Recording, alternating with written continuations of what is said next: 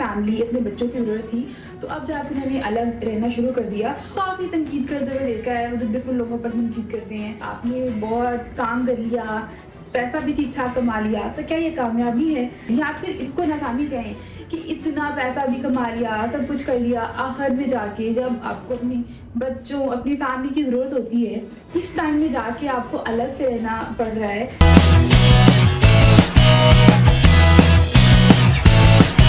अस्सलामुअलैकुम जनाब, आज हम बात करने वाले हैं एक पर्सनैलिटी के बारे में, जिनके बारे में मैंने काफ़ी सुना, काफ़ी थंबनेल्स देखे, काफ़ी स्टेटस देखे और काफ़ी लोग डिफरेंट तरह की बातें कर रहे। फिर मैंने उनका इंटरव्यू भी सुना कि आखिर उनका क्या पॉइंट ऑफ व्यू है, बिकॉज़ उनकी ज़िंदगी है, उनकी फैमिली के बारे में बात हो रही है, तो उनकी जो बात सुने कि असल में बात है क्या है।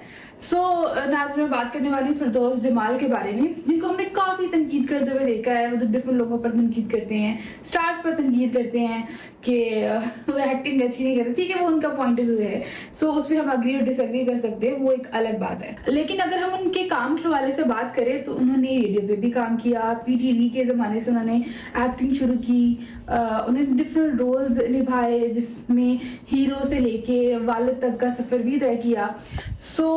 एक्टिंग में तो काफ़ी अच्छे हैं, लेकिन एक ऐसा स्टार जो कि दुनिया के सामने तो एक स्टार है, लेकिन अभी पर्सनल लाइफ में कितनी ज़्यादा वो टेंशन्स का शिकार है और उसकी पर्सनल लाइफ में क्या कुछ चल रहा है हम लोग जानते ही नहीं होते हैं। और हम लोग समझ रहे होते हैं कि स्टार है तो उसकी ज़िंदगी सब परफेक्ट है, सब कुछ अच्छा होगा, लेकिन ऐसा नहीं होता। फिर अगर हम फिरदौस जमाल साहब की बात करें तो फैमिली जो कॉन्फ्लिक्ट था वो निकल के बाहर आ गया। अच्छा, वो बातें कैसे सामने आई कि वसीशा के शो में उन्होंने कुछ बातें की, उन्होंने कहा कि मैंने अपने बच्चों को पाल लिया, बड़ा कर लिया, उनकी परवरिश कर ली और अब इस वक्त जब मैं बीमार हूँ तो मैं उन पे बोझ नहीं बनना चाहता। और ये इनडायरेक्टली अगर हम देखें, इसमें देखा जाए तो एक बात तो ये भी निकलती है, क्या उनके बच्चे उनका ख्याल नहीं रखते, क्या उनके बच्चे उनको तंग करते हैं, या फिर शायद वही उनको साथ नहीं रखना चाहते। जैसे अगर हम बात करें, पेरेंट्स होते हैं वो तो बहुत चाहते होते हैं कि अपने बच्चों के साथ रहें। कैसी एक्सट्रीम सिचुएशन होगी, वहाँ तक पहुँचे होंगे जब उन्हें अलहदा होना पड़ा अपनी फैमिली से।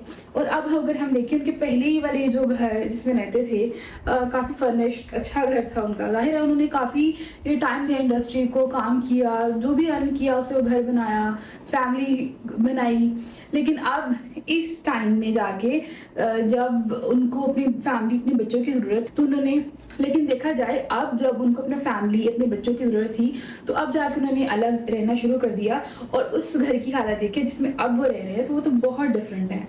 वो एक लोअर मिडिल क्लास टाइप घर है जो कि प्रॉपर फर्निश भी नहीं है, उसमें अकेले वो शायद रह रहे हैं, जो एज पर द इंटरव्यूज़ में जैसा कि मैंने देखा है। फिर उनको जैसे वो बात करते देखा है कि मैं हमेशा इंडिपेंडेंट रहा हूँ और मैं कभी किसी पर डिपेंड नहीं करता रहा।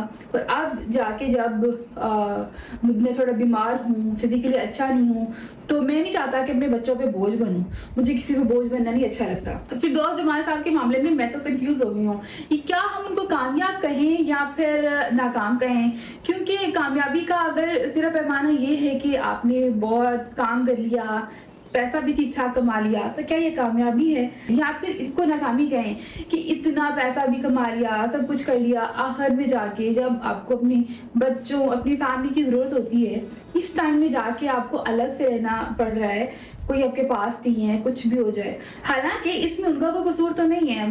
और एज़ अ व्यूअर, क्योंकि हम उनकी पर्सनल लाइफ को जानते नहीं हैं, पता नहीं अब उनकी बच्चों के साथ क्या कॉन्फ्लिक्ट है। लेकिन जो भी कॉन्फ्लिक्ट हो, बच्चों को एटलीस्ट इस उम्र में जाके अपने पेरेंट्स की रिस्पेक्ट करनी चाहिए, इतनी तो करनी चाहिए। और अगर वो अकेले, मेरा नहीं ख्याल कि एवं ही रहना चाहते हो, कोई ना कोई वजह होगी। अगर वो अकेला रहना चाहते हैं तो यकीनन इसके पीछे कोई ना कोई वजह होगी, ऐसे थोड़ी ना होगी, कोई आखिर तंग किया होगा। उन्होंने ये भी कहा कि मैं क्योंकि थोड़ा आर्टिस्ट टाइप आदमी हूँ, मैं लिखना लुखना भी होता है, तो घर पे वो प्राइवेसी नहीं होती है। लेकिन ये तो एक रीज़न दे रहे हैं ना कि अब पब्लिकली वो क्या ही कहें, वो इतना ओपनली बात नहीं करना चाहते, क्योंकि अपने बेटे ने भी हमेशा अपने बाप के खिलाफ ही बात की है। जब इन्होंने तनकीद की हुमायूं सईद पे, तो उन्होंने इनके ऑपोजिट जाके उनके बेटे ने जो तारीफ की। ठीक है, मतलब हम भी इनकी इस पॉइंट से अग्री नहीं करते थे, लेकिन एज पेरेंट अगर उन्होंने कोई बात कर दी थी तो उसके ऑपोजिट जाके ये उस कोई बात करने की जरूरत ही नहीं थी। आपकी अगर राय डिफरेंट भी है तो खामोश में रह सकते थे। लेकिन अब भी जब थोड़ी सी बातें बाहर आई है तो उनकी बेटे ने एक वीडियो जारी की है कि हमारे बाबा जो हैं वो अपनी मर्जी से हमारे साथ नहीं रहते और मेरी माँ ने उनसे खुला भी ले लिया हुआ है और पता नहीं क्या क्या उन्होंने कहा। लेकिन इसके बदले में फिरदौस जमान ने खुद कहा कि मेरी कोई खुला नहीं लिया मेरी बेगम ने, और अगर लिया होता तो वो बता ही देते मेरे ख्याल से। लेकिन ये बच्चों और जो बाप की लड़ाई है बिल्कुल बाहर निकल के आ गई और इसकी जो वजह हम उनको खुद ही कहेंगे, उनके बच्चों को ही कहेंगे। क्योंकि अगर एक बाप अलग रहना चाहता है, जिस घर में आप लोग रह रहे हो, जिस पैसों पे आपने सारी जिंदगी ऐशो आराम किया, वो उसी बाप का तो है ना जो अब जाके अकेला रह रहा है। अब जो भी वजह हो, पता क्या होता है, फिर एक टाइम आता है कि आप थोड़ा सा एक्सपेक्ट करना शुरू कर देते हो कि मेरे बच्चे भी मेरा ख्याल रखें या कुछ करें।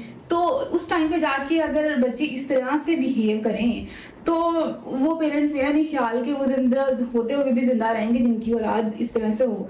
लेकिन हम क्या कह सकते हैं कि जब उनकी औलाद ने इस तरह से बिहेव करना शुरू कर दिया है। लेकिन इस पे ये भी कहा जा रहा है कि ऑडियंस जो हैं, खासतौर पे यूट्यूबर्स की बात की जाए कि इसको यूट्यूब के लिए, व्यूज के लिए यूज कर रहे हैं। ठीक, मतलब अगर तो कुछ नेगेटिव बात की जा रही है तो वो तो गलत है, लेकिन बात ना की जाए ये कैसे हो सकता है। हमारी इतनी बड़ी सेलिब्रिटी हैं, उनकी बात हो रही है तो वो बात तो निकलेगी ना। कि जब इस तरह से पब्लिकली बातें की जाएंगी, स्पेशली जो औलाद की साइड से आ रहे हैं ना, हम उस पे बहुत ज्यादा उनसे गुस्सा है कि उनको तो एटलीस्ट ऐसा नहीं करना चाहिए था। हमारा तो भाई दीन भी इजाजत नहीं देता कि अपने माँ बाप को डिसरिस्पेक्ट किया जाए, उनकी इज्जत करने की हमेशा हमें कहा जाता है।